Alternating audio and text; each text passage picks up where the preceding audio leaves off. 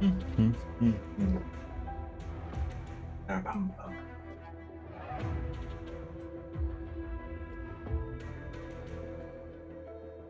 Cell phone. Ah, hey, hey there. Guess what time it is? That's right, more reverse collapse. Man, I have been on a roll lately, being able to stream so much in the. I have been able to stream so much in the past few days. Hmm. Right. Last stream, I commented about these files over here, and I ended up not reading any of them on the live stream. So I'm going to do that right now before we go back to the story. So sit down, little fella. It's a little bit of history time, a little bit of more world building. Starting with the trends in global affairs. The summary of the Antarctic War situation.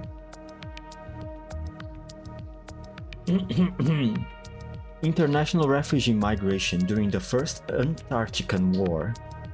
Rosas Trist Monthly, November 2092. Before the outbreak of the First Antarctican War, the Union of Rosas Trist Nations Coalition, URNC, established and maintained a world power that was centered around the Eurasian Security Zone, with its influence reaching the southern extent of Africa and South America. Although the URNC had already deployed forces to the regions bordering the Antarctic and made attempts to evacuate civilians northwards before the outbreak of the war, the rapid northward shifts of the front lines left many URNC civilians trapped in areas controlled by the Antarctic Union, AU. Not a good scenario for the civilians right there. The military forces of the AU were well equipped but few in number. As such, the majority of their forces were concentrated on the line of contact with URNC forces during the First Antarctic War. In the real-world areas controlled by the AU, pro-AU elements formed armed militias to maintain local law and order, and interim governments backed by the AU administered these regions. Okay, so the ones that were pro-Antarctic Union just essentially just formed their own armed forces to maintain the control of the region.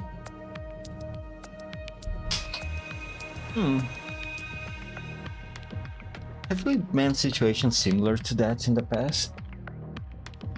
I think there was. Like, for example, the Yakuza originated from a group of armed civilians with the intention of offering security to the locals. If I'm not remembering it's wrong. I'm sorry, I'm not very knowledgeable when it comes to the history of Japan. But I think the Yakuza initially started as that because the samurai or any other government forces, they were focusing on protecting the government's bodies and the emperor, not necessarily the civilians. Plus, there were various areas of the country, so to speak, or better, the territory, which those government forces didn't really have that much hold of it. They didn't have enough people to keep control of the whole territory. More reason for the formation of these militias. Similar, which I imagine it's similar to what happened in the Antarctic Union. In the real-world areas controlled by the pro-AU elements form armed militias to maintain local law and order. and interim governments backed by the AU administered these regions, with the ideological clash between the AU and the URNC reaching its peak in the 2090s. Oppression was practically a way of life for those URNC citizens trapped in AU-controlled regions.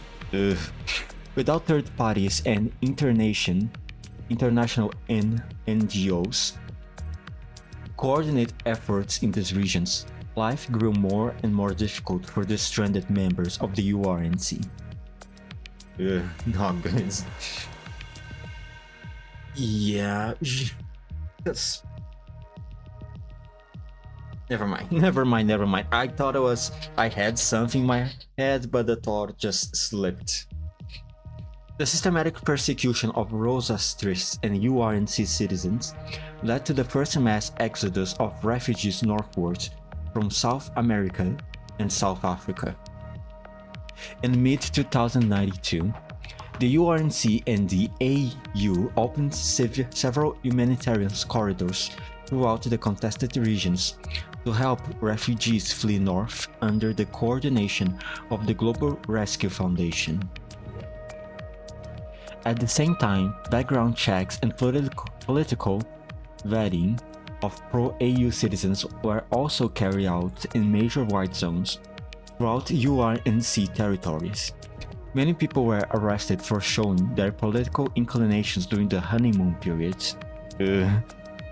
As a result, there was also a small-scale movement of refugees from the parts of the Eurasian continent. The escapees usually resorted to illegal immigration, first arriving at URNC borders and then seeking opportunities to enter yellow zones and move towards AU-controlled areas. Moving through the yellow zones, a bunch of civilians. I mean, of course, they had the help of the Global Rescue Foundation, which is comprised of mostly dogs, as we just saw last stream, with IDW, M500, and M82. I'm not forgetting. AKA Betty, Abigail, and... God damn, I forgot her name. Awesome memory I have right here. But still, very, very, very dangerous. No. During this process, convoys of the Global Rescue Foundation that returned to areas controlled by the AU also assisted these refugees, resulting in tensions between the Rescue Foundation and the local URNC defense forces in some areas. Okay, so they don't have very good relations. Got it. By the end of the First Antarctic War, the Global Rescue Foundation had recorded about 1.8 million people that fled north to the URNC. The number of pro-AU citizens who fled from the heart of the URNC territory could not be verified due to a lack of detailed records. Post-war estimates put the number of escapees at around 60,000.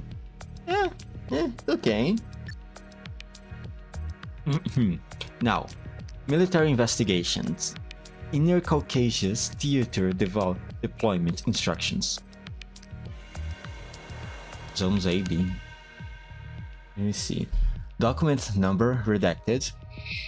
Source: General Staff of the Caucasus Military District, Union of Rosastrist Nations Coalition. Classification level: Secret. Subject: Inner Caucasus Theater deployment. Date: January 2, 2019. Maybe I should bring my notes. Hold on. Yeah. Where's my...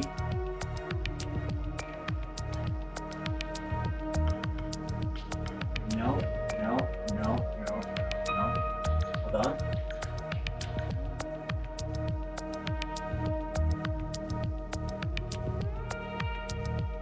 Ah.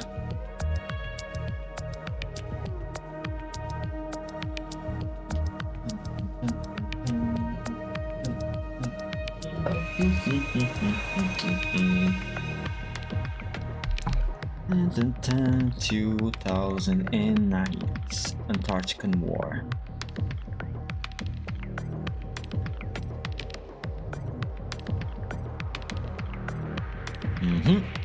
Now,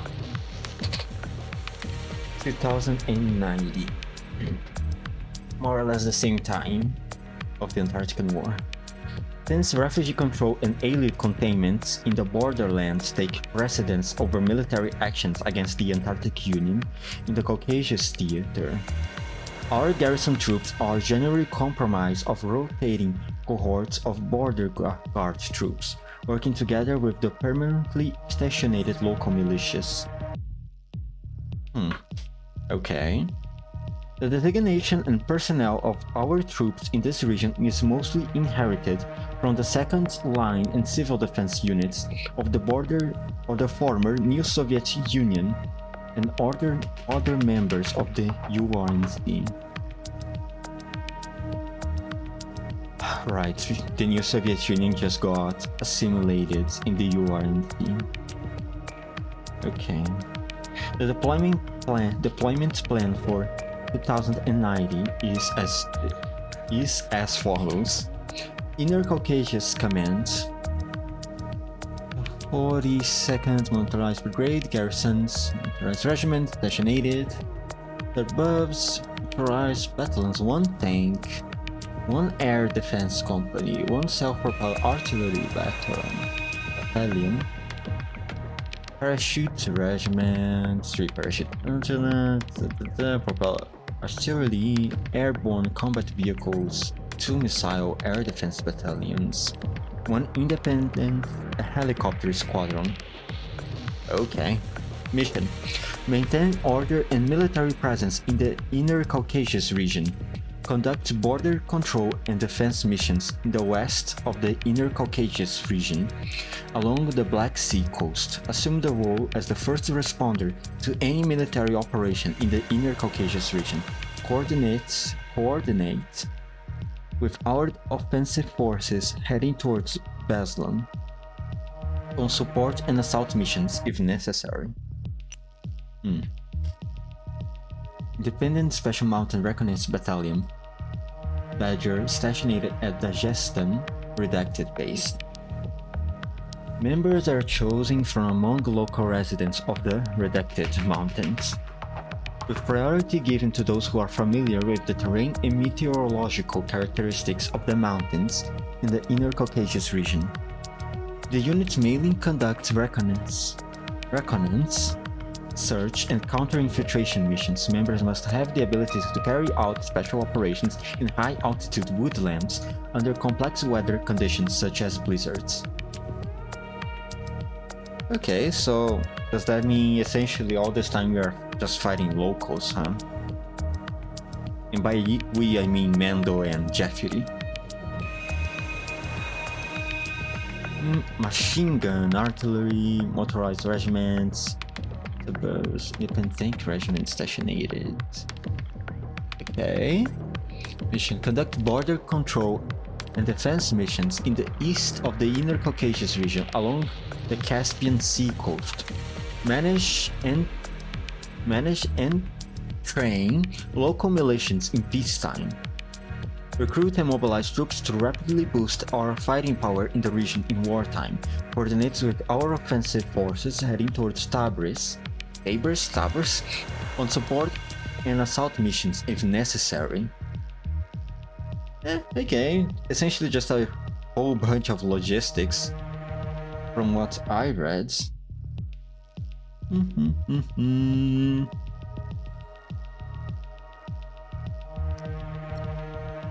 Oh, back. And finally, scientific research reports. Internal reference report on the Antarctic Union's relic technology. The reverse collapse technology of the Antarctic Union documents for internal reference of the URNC Security Committee March 2090. Reverse collapse technology is a mature technology possessed only by the Antarctic Union. Its fundamental principles are unknown, and quantum physics struggles to explain the manifested phenomena. The following is a list of currently known reverse collapse phenomena. 1. Reorganization of matter at the atomic level. Instantaneous shifts in spatial position. Note: there could be a temporal shift that is unobservable because of the uncertainty principle. Whatever that means. 3. Creation of spatial domains that can absorb energy. Note: not relevant to the principles behind force fields. Quantum physics currently offers no explanation to this.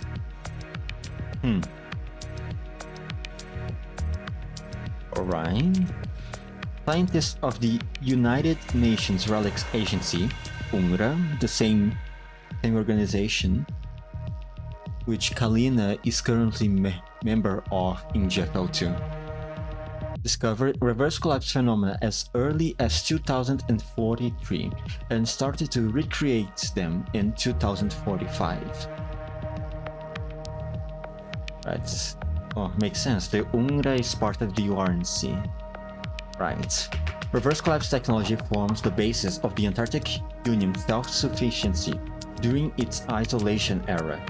With it, the AU is able to reverse collapse soil, rocks, seawater, and sewage into directly usable raw materials. Just as we saw with the shuttle that Mendel's carries. This is the reason why the AU was able to seal off Hollow City in Antarctica following the outbreak of World War III, and spent 30 years in isolation. Due to technological limitations, there is a limit to the amount of mass that can be processed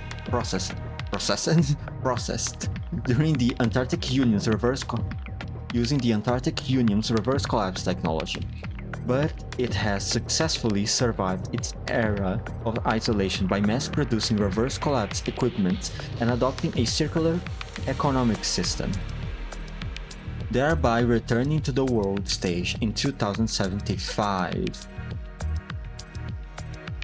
Oh. 2075 it returned, huh? If I'm not mistaken, the events of GFL2, they happen in 2073, I think. So that means that as the story progresses in GFL2, there could be a moment that we could witness the what word did they use here? You could see the return of the Antarctic Union to the world in GFL2. Possibly, maybe. AU return.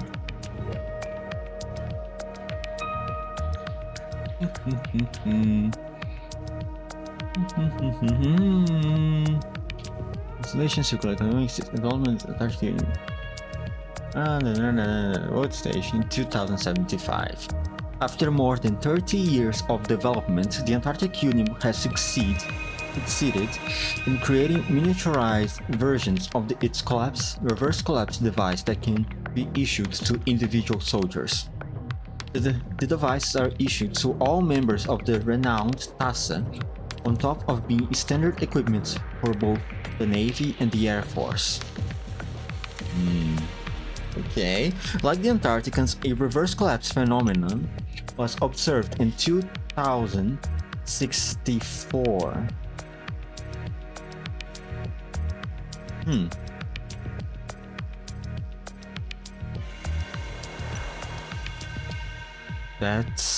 Is that the same year of the events in Frankfurt?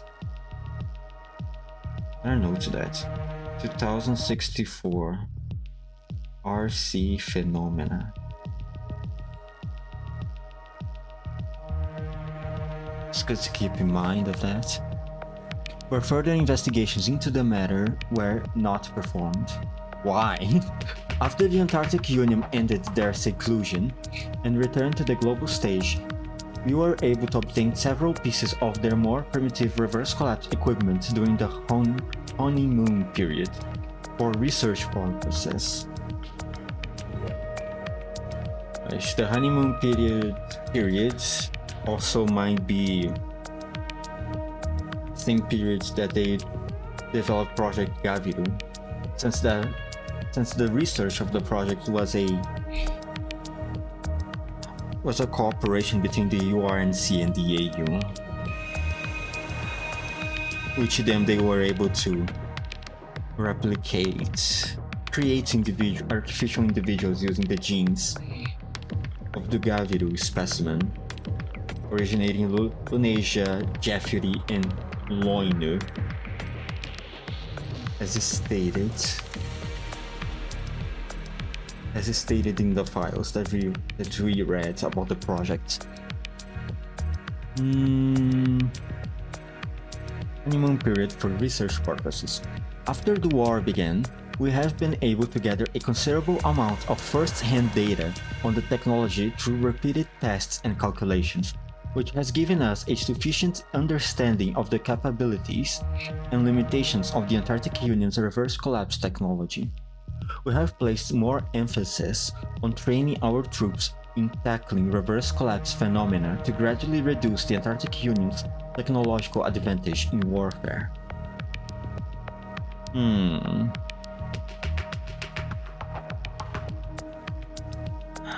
Okay. Alright. I wonder if they keep mentioning the reverse collapse phenomenon. I mean, that encompasses... That's right. Reorganization of matter at the atomic level, instantaneous shifts in spatial position, creation of spatial domains that can absorb energy. I wonder if these phenomena they can occur like quote-unquote naturally, or all of them are just occur through the use of reverse collapse technology. I guess we'll wait and see.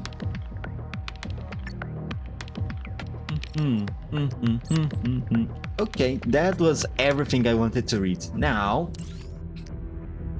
back to the story, and we're finally going to fight using some T-dogs. So good to fight using members of the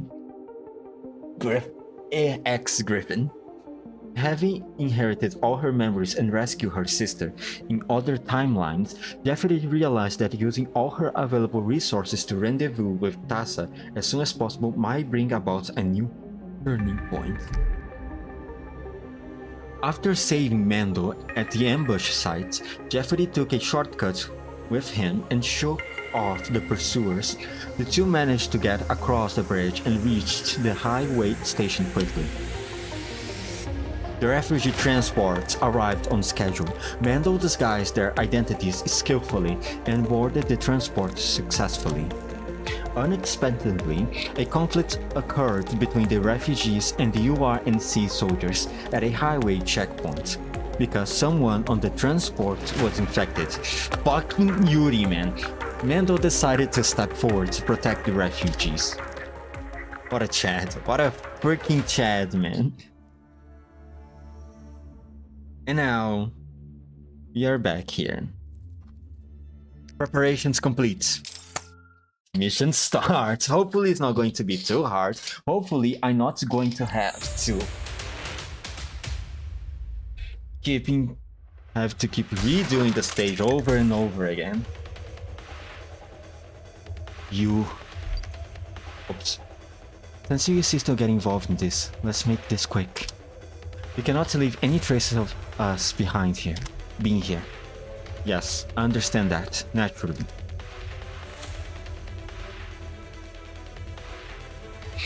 Those rescue dogs are authorized to attack us. Kill them all along the people in the transport. Spare no one. Captain, they locked the transport's operating system. We need to find a way to unlock it. This transport isn't going anywhere otherwise. I know, yeah. Sorry. Yeah. But the access to unlock the transport is at the control tower in the northeast, and it's a closed circuit system, yeah. I've already tried, but there's no way to hack it from here, yeah. Okay, so we need to send someone there. So we simply have to hack the equipment at that control tower. Yeah, you scare me, yeah. Looking at how you're holding your gun, you're no less than those soldiers, yeah. So you are... Save the shit chat for later. We will only be sitting ducks if we stay here. I need assistance for a coordinated assault on that control tower. Once we regain control of the transport, we can take the mountain roads to shake them off. I understand. Valmet, Ruby, go with him, yeah. Is there no problem with that? Leave it to me. Deputy, take care of these refugees. Be careful.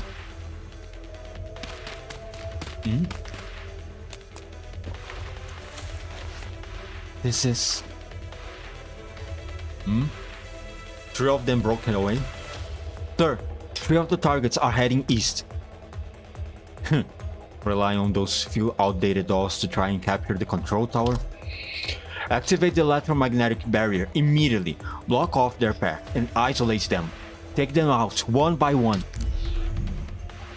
Oh, okay. Whatever your name is. Deputy Station Chief of the Cherkask highway checkpoints. Enjoys taking the spotlight in daily work and particularly relishes the feeling of impressing others. Okay. The show off then. Unlike the elite scouts, their arsenal includes enhanced stun grenade. Oh no.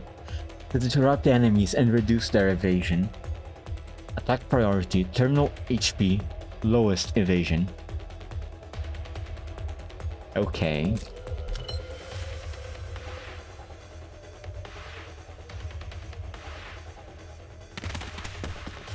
Oh, they're coming. They're coming. Prepare for battle, yeah.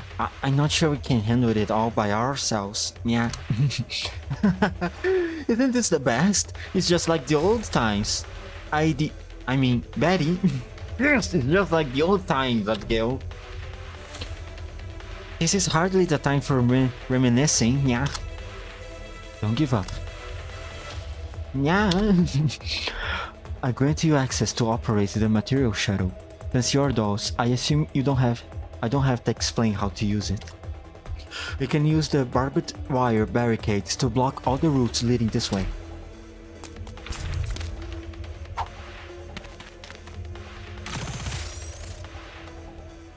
Damn it, the route is blocked.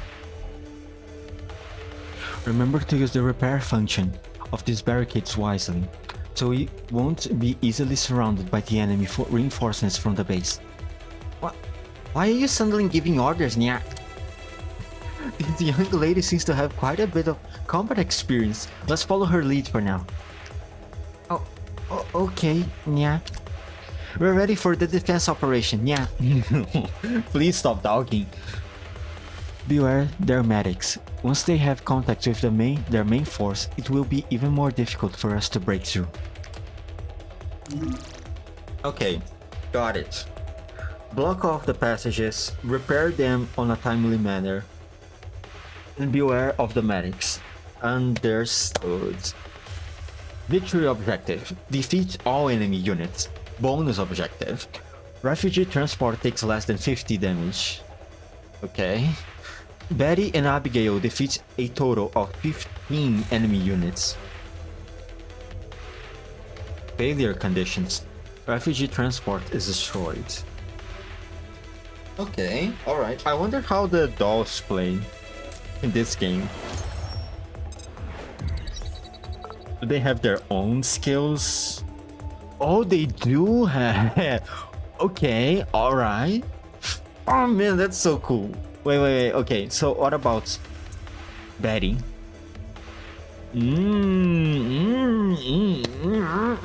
Okay, IDW. Oh, they are even still using their old weapons. Oh, that's so cool. You... Huh? Wait. I can't control you guys. Oh, GRP 2000. Okay. Weird. So that means I can only control this stream? Huh. Oh, okay. Vision plus 2 accuracy.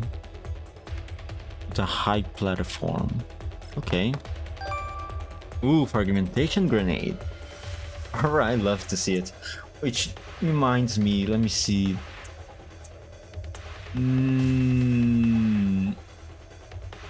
My god, there's a lot of them.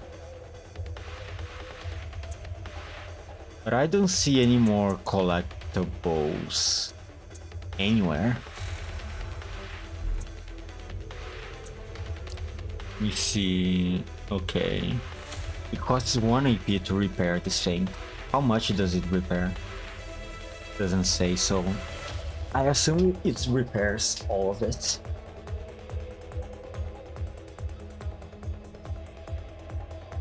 I think I should set another barrier.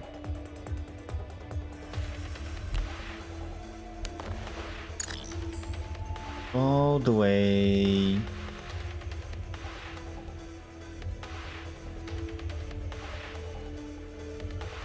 Over here. Nice. I'll go here and gonna repair here also. I wish it would do more damage, not gonna lie. But it is what it is.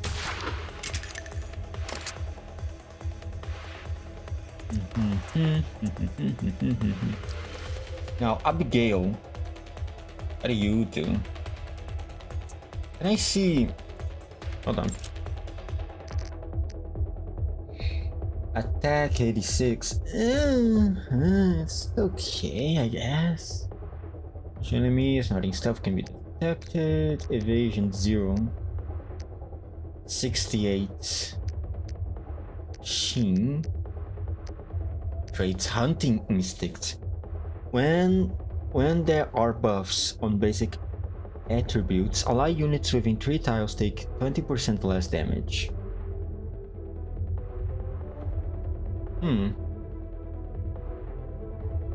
What does that mean, buffs on basic attributes? What is that even supposed to mean? Well, anyhow, she's quite tanky, isn't she?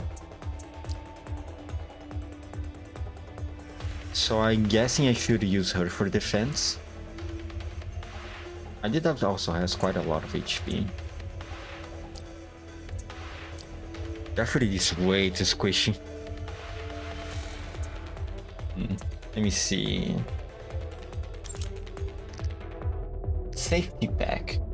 When on terrain that increases evasion, restores an additional 10% of max HP. The end of the ally turn.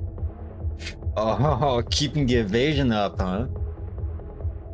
Increase evasion by 30 for 1 turn. Charge the weapon with 3 stacks of charge. Every charge increases normal attack damage by 60% and accuracy by 10. Each normal attack consumes 1 charge. Okay, alright. So basically I should keep her on spaces that allow her to use evasion. Or better, that increases her evasion. Her weapon costs 2 AP to launch. Okay. Let's try grenades to kill these guys. I move here. 68% accuracy. It's okay. Right? Maybe I should set a turret.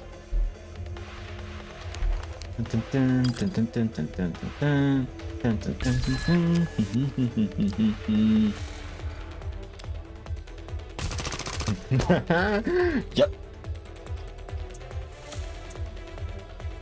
That's a turret there. You should set another one.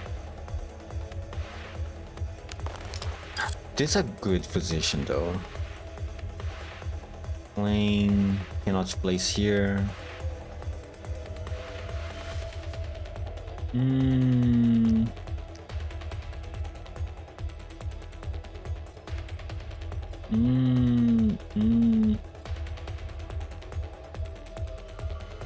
I think I'm going to give up on that for now.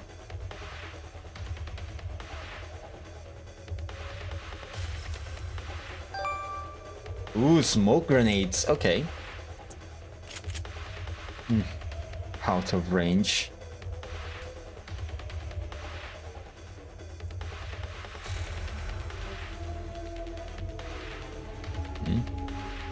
Minus evasion.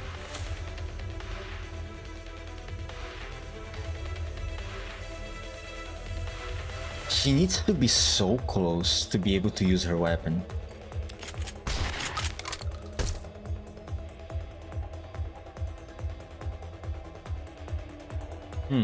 Wait.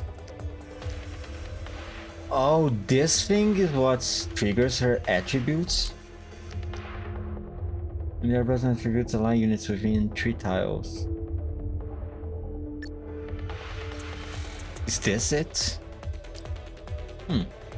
Okay, so let me see.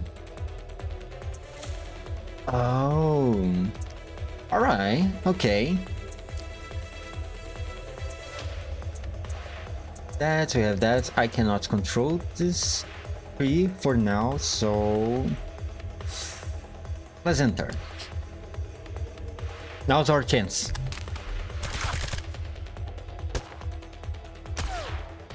Oof. Mr. Hertz, give them a grenade.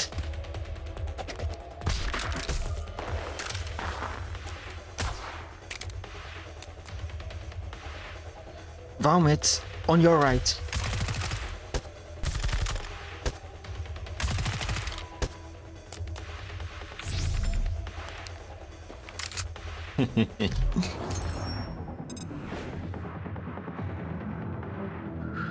Cover me and take them out.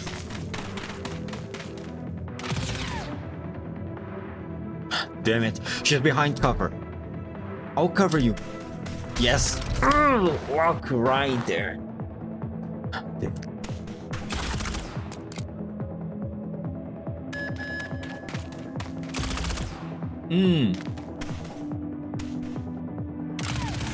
Ooh.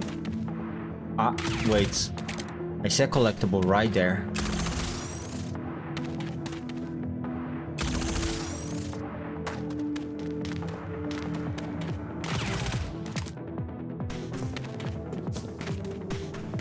God, there's so many of them. Oh, but they are so close together too. Maybe I can use a grenade on there. On those 4. Team 1, follow me for a flanking maneuver from the side. No. Don't do some flanking maneuvers or whatever.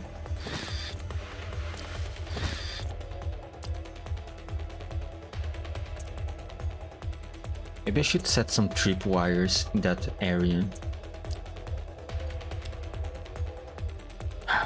0% chance of hitting.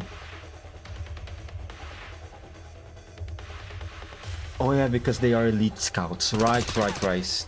They can perfectly dodge the first instance of damage. Can you pick this up? More grenades.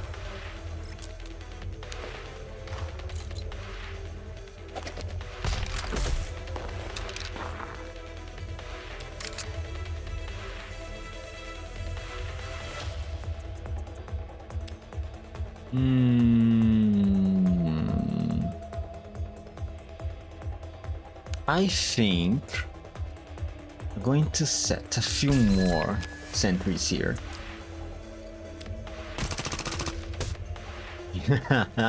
Yeah. Now,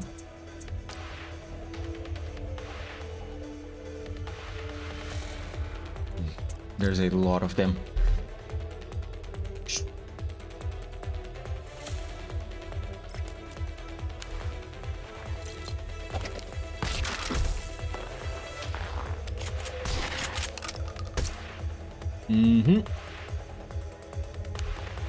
And now, let me just do a silly...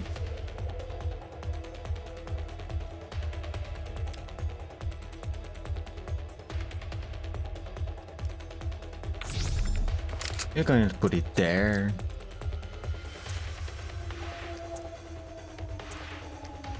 This is... Oh, support fire. That's right. I almost forgot about this. Can I... a bit too out of range. Out of range. Guess it's the same for the pain. Oh, the painkillers work. Okay, here's the thing. I want to try to collect this file over here. As risky as it might seem.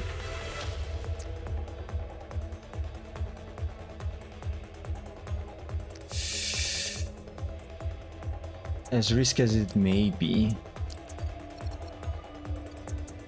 Oh, Jeffrey can walk past the barriers. Okay. Let's... do this guy.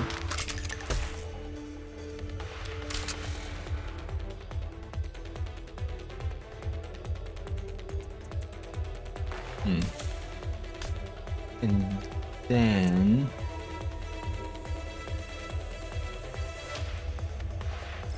walk over here.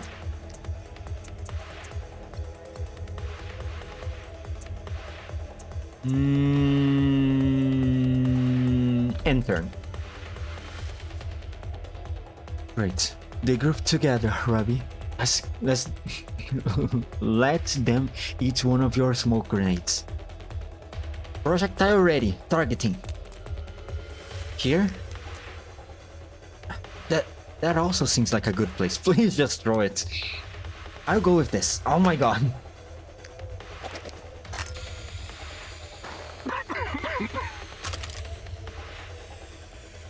Vomit. Aim for the enemies in the sand pile.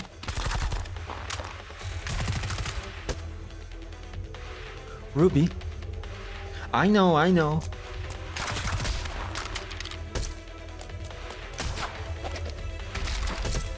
Oh, so good. That's some amazing teamwork you got there. Of course they have amazing teamwork. There's only 3 of them. Find cover and press forward. Uh-oh.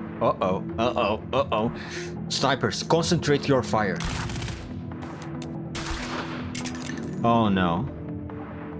Barry, one of them is hiding in the sand pile. At your 11 o'clock, get them. Oh, fuck. Surrender.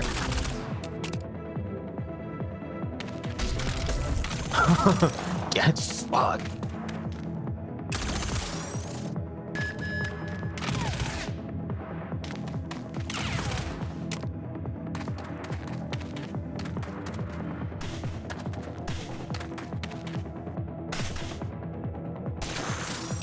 Oh no.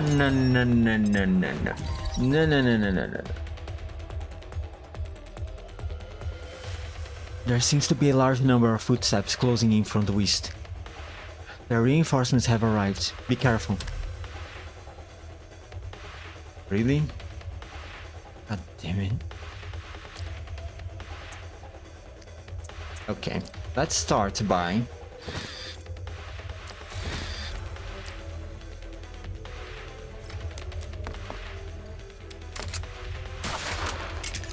screw that guy.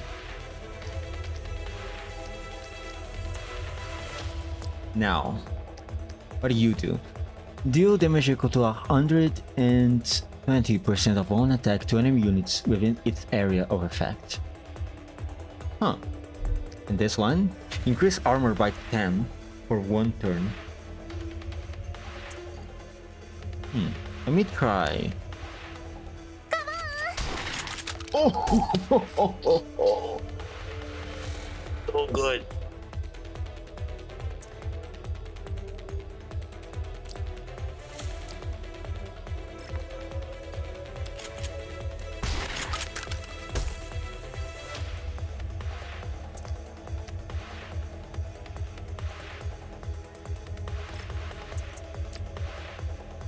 Prepare.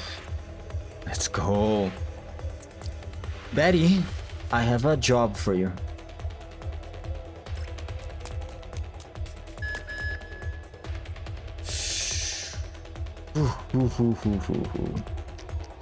You see, increase evasion by 30 for 1 turn.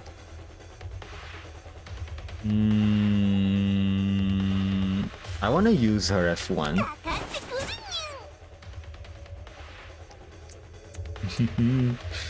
Now, Jeffrey, you are going to be targeted by quite a few enemies.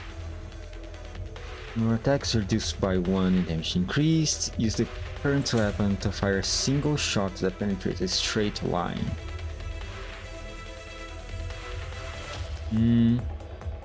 I wonder... Oh, okay. It's just on these directions. Because I was wondering if it could be using on a diagonal, but it doesn't seem to be the case. So let's use premonition. And then...